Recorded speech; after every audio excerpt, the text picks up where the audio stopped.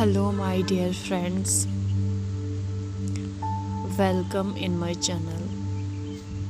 So, I am going to teach you about how to manage stress. How to manage stress. So, मैं आपको सिखा नहीं रही हूँ. मैं आपको ये बोल रही हूँ स्ट्रेस की इंटेंसिटी हम कैसे कम कर सकते हैं. हर किसी की अपनी अलग अलग एक्सपीरियंस होती है, बट किसी हद तक हम स्ट्रेस को कैसे मैनेज कर सकते हैं इतना मैं शेयर कर सकती हूँ. मे बी थोड़ा सा ही हेल्प बट हो जाए. हर किसी की अपनी ओन जर्नी होती है, ठीक है, तो एक्सपीरियंसेस भी ओन होती है. हमें चलना होता है ज़िंदगी के साथ जैसे हमें ज़िंदगी चला रही होती है. अप्स और डाउन्स वो तो आते ही रहेंगे, लेकिन अगर हम डाउन लेवल में बहुत ज़्यादा आ रहे हैं, स्ट्रेस इतना बढ़ रहा है कि अब बर्दाश्त नहीं हो रहा है, अब बेयर नहीं हो रहा है. जहाँ तक हम बेयर कर सकते हैं वहाँ तक हम कर रहे हैं, आगे बढ़ रहे हैं, खुद के लिए टेक्निक्स ढूंढ रहे हैं और आगे बढ़ रहे हैं. जहाँ एक पॉइंट पे हम रुक गए वहाँ पर स्ट्रेस इस कदर बढ़ गया कि आउट ऑफ कंट्रोल जा रही है चीज़ें. सिंपली हम उस वक्त इतने होपलेस हो जाते हैं कि हम कुछ कर नहीं पाते उस वक्त. लेकिन कामली आप थोड़ा सा खुद को पुश कर सकते हो और साइलेंस में लेके थोड़ा सा एनालाइज कर सकते हो अपने थॉट्स पे. You don't need to fix them, but आपको किसी और की भी सजेशन नहीं लेनी है अगर वो आपके अपने वाइब से मैच नहीं हो रही है. राइट, हमें एक आवाज़ हमेशा आती रहती है कि ये चीज़ मेरे लिए सही है कि गलत है. हम दूसरों के बातें, दूसरों की एनर्जी अपना रहे होते हैं, लेकिन कहीं ना कहीं वो हमें थोड़ी परेशान कर रही होती है. तो वो परेशान क्यों कर रही है? बिकॉज़ तुम्हारी एनर्जी से मैच नहीं हो रही है, तुम एक्सेप्ट नहीं कर पा रहे हो वो, और वो तुमसे रेजोनेट भी नहीं हो रही. अगर यहाँ बात आती है मैनेज स्ट्रेस करने को, तो हमें एक प्रोफेशनल की ज़रूरत है. प्रोफेशनल की ज़रूरत क्यों है? वो आपको कम्प्लीटली ठीक करके नहीं देगा, ऐसा भी नहीं है, बट उसके बातों में कहीं ना कहीं रेजोनेट भी होगी और वो आपको ठीक कर सकती है उसके बातें, क्योंकि उसके पास एक जेन्युइन टेक्निक्स होंगे. So consider a good counsellor. जो भी आपके नियर बाई में काउंसलर होगी, साइकोलॉजिस्ट होगी, उसको बताओ. It's not about you are mentally sick and you need to medications and you fear about that. ऐसा नहीं होता है. हर किसी की अपनी जो पर्सनल लाइफ है ना, उसमें इंटरफेरेंस किसी को करनी मत दो, चाहे वो फैमिली हो, फ्रेंड हो, कोई और हो. आपको अपने लिए ये सब करना है, खुद को आपको बचाना है, तभी आप प्रोफेशनल की हेल्प ले रहे हो. अगर आप फ्रेंड की हेल्प ले रहे हो, फैमिली मेम्बर की हेल्प ले रहे हो, किसी भी और की हेल्प ले रहे हो, देखो उसकी अपनी एक्सपीरियंस के हिसाब से वो बताएगा, अपने परसेप्शन के हिसाब से वो बताएगा. बट प्रोफेशनल क्या है? प्रोफेशनल में यही डिफरेंस है कि उसने टेक्निक्स पढ़े हैं स्ट्रेस को मैनेजमेंट कैसे करते हैं, तो उसने पढ़ा है, वो प्रोफेशनल है इस चीज़ में.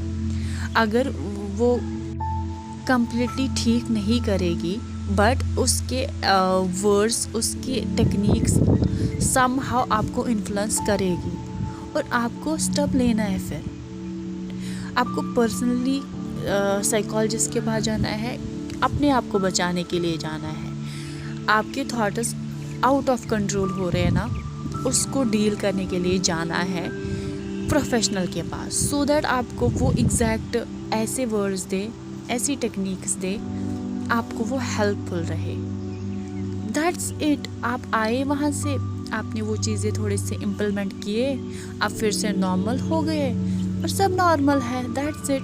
आप फिर से लो फील कर रहे हो, आप चले जाओ फिर से, ताकि वो आपको फिर से थोड़े से टेक्निक्स दे, थोड़े से आप उसके साथ शेयर करोगे ना चीज़ें, वो आपको सुन के उसको थोड़े एनालाइज करके तुम्हें उसी अकॉर्डिंगली आपको सूट करने की कोशिश करेगी वो, और वो कुछ इसी तरह की एडवाइसेस देगी, ठीक है। फिर वो सेकेंडरी बात है कि आप इतने लो में हो, आप वो इम्प्लीमेंट कर भी रहे हो या नहीं कर रहे हो, बट स्टिल आप जा रहे हो, आपने वैसे एक पॉजिटिव स्टेप ले रखा है कि आप जा रहे हो। किसी के लिए इतना मुश्किल होता है, वो नहीं कर पाता है, तो आप जा रहे हो, आपने अपने लिए स्टेप ले लिया, इट्स वेरी गुड। आप ऑलरेडी एक स्टेप पॉजिटिव की ओर हो। तो मेरा यही मकसद है इसमें कि आप प्रोफेशनल के पास क्यों जाओ, ये ज़रूरी है किसी ऑर्डिनरी वन से एडवाइस लेने। देखो, दो पॉसिबिलिटीज़ क्रिएट हो सकती है, चाहे आपका फ्रेंड हो, फैमिली मेंबर हो या कोई और हो। अगर आप उसकी एडवाइस लेते हो, या तो वो आपको रेजोनेट करेगी, आपको हेल्प कर सकती है, या आपको वो बहुत ज़्यादा बिगाड़ सकते हैं, और आप उस लो फेज़ में, स्ट्रेस में ऑलरेडी चल रहे होते हो, वहाँ पर आप रिस्क नहीं ले सकते हो। अगर हम इस कोर बात को समझेंगे ना, वहाँ पर हम रिस्क नहीं ले सकते यार, ऑलरेडी हम हैं डीप डाउन काफ़ी ज़्यादा।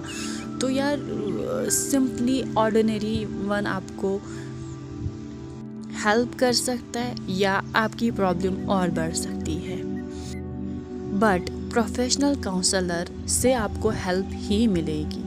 ओके। सेकेंड वन इज़, अगर आप इतने लो में चल रहे हो, इतने स्ट्रेस लेवल में चल रहे हो कि आप उस वक्त नहीं ले पा रही हो स्टेप, क्योंकि कोई नहीं ले पाता है, वो इसलिए नहीं ले पा रहा है, वो ऑलरेडी फंस चुका होता है, वो थोड़ा ज़्यादा डीप जा चुका होता है, तो उस वक्त उसके जो थॉट्स होते हैं वो उसको इस तरह उलझनों में उलझा लेता है कि वो नहीं कर पाता है, वो चाहता भी है बट वो नहीं कर पाता है, वो उस तरह उस स्ट्रेस वेब में फंस चुका होता है। तो उस वक्त आपको क्या करना है, आप सिंपली गाने सुन सकते हो, सैड सुन सकते हो, हैप्पी सुन सकते हो, ये आप पे है कि आप उस वक्त क्या सुनना चाहते हो। देखो, आपको कहा जाता है आप हैप्पी सॉन्ग सुनो तो आप अच्छा फील करोगे, ऐसा नहीं होता है। आप उस वक्त कोई भी गाना सुन लो, चाहे वो सैड हो या हैप्पी हो। अगर सैड होगा तो आपको थोड़ा सा ट्रिगर करके वो आपको रुला सकता है, तो अगर आप रो लोगे तो वो आपको क्लीन करेगा समहाउ। हाँ, रोने के बाद आप थोड़ा वीक फील तो कर सकते हो, बट बहुत देर तक इमोशनली आपको रिलीफ मिलेगा उससे। तो अगर आप सैड गाने सुन के थोड़ा रो भी लोगे तो इट्स ओके, ठीक है। इमोशंस को समहाउ सरफेस पे आना है, तो सॉन्ग्स इज़ बेटर ऑप्शन के सॉन्ग्स ही लगा दो, ठीक है, इतना तो कर ही सकते हो। ओके, तो सॉन्ग सुन लो आप। ओके, अगर आप ये स्टेप भी उठाते हो ये भी ठीक है। थर्ड वन इज़, अगर ये भी आप नहीं कर पा रहे हो, आप गाने भी नहीं सुन पा रहे हो, अगर आप गाने सुन रहे हो तो फ्रस्ट्रेशन उठ रही है, चाहे आप सैड सुनो या हैप्पी सुनो, फ्रस्ट्रेशन उठ रही है, काउंसलर के पास भी आप नहीं जा रहे हो, ये स्टेप भी नहीं उठा रहे हो, तो आप ये करो, पास में ही कहीं पर आपको, आप जहाँ भी होंगे उस वक्त, आप क्या कर सकते हो, आप एक कोई सा भी पेन और डायरी ले लो और नोटबुक ले लो। आपको उस वक्त जो भी फील हो रहा है ना, आप वो लिखो। चाहे आपको गुस्सा आ रहा है बहुत ज़्यादा तो लिखो, आपको कोई समझ नहीं रहा है तो आप लिखो, मुझे कोई नहीं समझ रहा है, सिर्फ मेरे साथ ही ऐसा क्यों होता, क्यों, आपको जो भी आ रहा है उस वक्त आप वो लिखो। आप बस लिखते जाओ। आपको सोचना नहीं है कि मुझे लिखना है, आप ऑलरेडी वहाँ पर उस फ्लो में होगे कि आपके अंदर इतना भरा पड़ा है ना, तभी जाके आप स्ट्रेस में आ रहे हो, तभी ओवर थिंकिंग आपको अटैक कर रहे हैं, बिकॉज आपके अंदर बहुत भरा पड़ा है। ओके, उसको रिजॉल्व होना है, उन इमोशंस को रिजॉल्व होना है, तो बस आप लिखते जाओ। ओके, उससे क्या होगा, रिलीफ भी आपको मिलेगा ही। ओके, रिलीफ भी मिलेगा, इमोशन सरफेस लेवल पे आएंगे, थोड़ा ट्रिगर हो सकता है, थोड़े आप और ज़्यादा स्ट्रेस में रह सकते हो, बट वहाँ पर आपको सॉल्यूशंस भी मिलेंगे, वो लिखने से सॉल्यूशंस भी मिलेंगे। अगर आप कोई एक्ट कर रहे हो ना, आप स्ट्रेस लेवल में, डीप डाउन में कोई एक्ट कर रहे हो ना, एक्शन से आपको मिलेगा कोई ना कोई सॉल्यूशन। चाहे फिर वो छोटा ही सोल्यूशन क्यों ना हो, वो आपको वहाँ पर ईज़ करेगा, ज़रूर करेगा। ये कुछ प्रूवन टेक्निक्स है जो वर्क करते ही है, ट्रस्ट मी, ये वर्क करते ही है। क्योंकि हमें जीना होता है, ऐसा नहीं है, हमें जीना होता है। हम वीक पढ़ रहे हैं, दैट डजंट मीन कि हमें लाइफ जीनी नहीं है। हम उस पल वीक पढ़ रहे होते हैं, हमारे इमोशंस को वो सोल्यूशन ढूंढ रहा होता है। अपने इमोशंस को सप्रेस करने की कोशिश मत करो। फोर्थ वन इज, आप क्या कर सकते हो अगर आपसे कुछ नहीं हो रहा ना, आप ये भी कर सकते हो। फ़ोन तो होगा ये जो 24 आवर हमारे साथ होता ही है। फ़ोन उठा के रिकॉर्डर ऐप ओपन करके आप में जो भी आ रहा है ना, जो भी आप बोलना चाहते हो वहाँ पर बोल दो, आप बोल दो, राइट।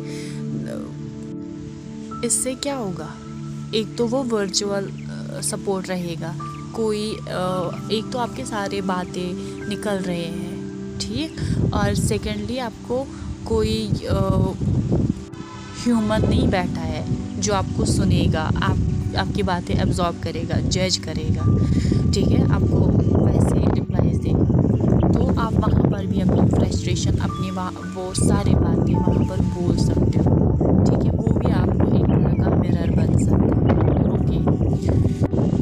सिक्स्थ, आप क्या कर सकते हो, यहाँ मिरर की बात आ गई तो मैं मिरर पे बोल दूँ यहाँ पर कि आप क्या कर सकते हो। आप शीशे के सामने खड़े हो जाओ, ओके, शीशे के सामने खड़े हो जाओ और बोल दो सब कुछ उसे, ठीक है। लाइक आपको अपना ही चेहरा दिखेगा ना, बोल दो जो आपको वहाँ पर जो भी उस वक्त जहन में आ रहा है, आपकी बातें बोल दो, शीशे के सामने बोल दो। वो भी आपको रिफ्लेक्ट करेगा। रिफ्लेक्शन से क्या होगा, आपको सडनली क्लिक हो जाएंगे आइडियाज़, सॉल्यूशंस सडनली क्लिक हो जाएंगे। ऐसे करके आप इमोशनल स्ट्रेस को धीरे धीरे बैलेंस में लाओगे, ओके। नाउ, जैसे आप में से कोई भी जो भी सुन रहा है, अगर इनमें से कोई आप स्टेप ले रहे हो, ठीक है, और आपको हेल्प ये कर रही है, फिर आप क्या करो, जैसे आपको सोल्यूशन थोड़े मिल रहे हैं ना, लाइक आप थोड़े से स्टेबल हो रहे हो ना, तो आप अपनी वाइब को थोड़ा सा समझने की कोशिश करो और आप फैमिली में बैठो, ठीक है।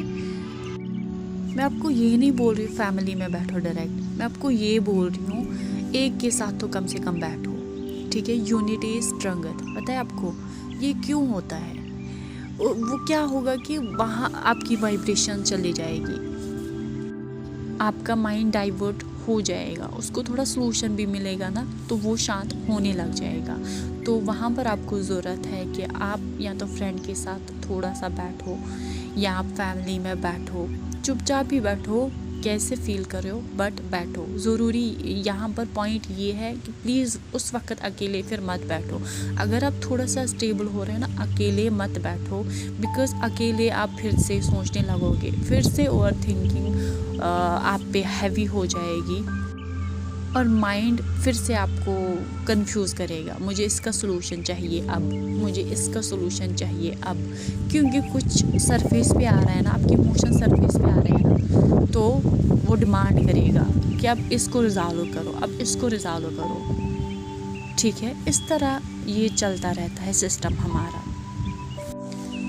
किसी की फैमिली सपोर्टिव नहीं होते हैं, फ्रेंड्स सपोर्टिव नहीं होते हैं, या इवन किसी के पास होते ही नहीं है फ्रेंड्स, फैमिली के साथ उनकी कोऑपरेशन वैसी नहीं होती है। तो पहले आप ये ढूंढो, अगर आपको फील हो रहा है कि फैमिली में एक तो कम से कम आपको लगता है कि ये थोड़ा समझ सकता है, तो आप जाके उसके बगल में बैठ सकते हो, ठीक है। एक कुछ टेक्निक्स हैं जो आप इम्प्लीमेंट कर सकते हो और हो सकता है ये आपकी हेल्प करे, ओके। बहुत सारे टेक्निक्स होते हैं, ठीक है, बहुत ज़्यादा होते हैं। आप उस वक्त कोई लो ले सकते हो, उसमें मारना आप शुरू कर सकते हो, बट इन सब चीज़ों से इमोशन सरफेस लेवल पे आते हैं, जिससे हमें सॉल्यूशंस भी मिलते हैं, स्ट्रेस लेवल कम भी होती है, बट सरफेस का आने का मतलब क्या है, उसको फिर रिजॉल्व फिर से होना होता है। ये सब चीज़ें हमें इम्प्लीमेंट करने की ज़रूरत है। ये आपको वंस आपको ये सूट नहीं करेगा, जब आप इसको कंटिन्यूअसली इम्प्लीमेंट करोगे तो आप देखोगे ट्रिमेंडस चेंज आएगी आपकी लाइफ में। Citrus is not the thing that it is very bad. सब कुछ रीजंस के हिसाब से होता है। हमारा अल्लाह, भगवान, जीसस, यूनिवर्स, डिवाइन, वो आपको मजबूत बनाना चाहता है। ओके, उसके पीछे रीज़न हमेशा होता है। आपको सिट्रस क्यों आ रहा है, आप इस लेवल पे क्यों जा रहे हो, तो इसका एक रीज़न होता है, जो रीज़न आपको आगे चलकर पता चल जाता है कि आप कहाँ से क्या बन गए हो। Okay, thank you so much यहाँ तक सुनने के लिए। Thank you.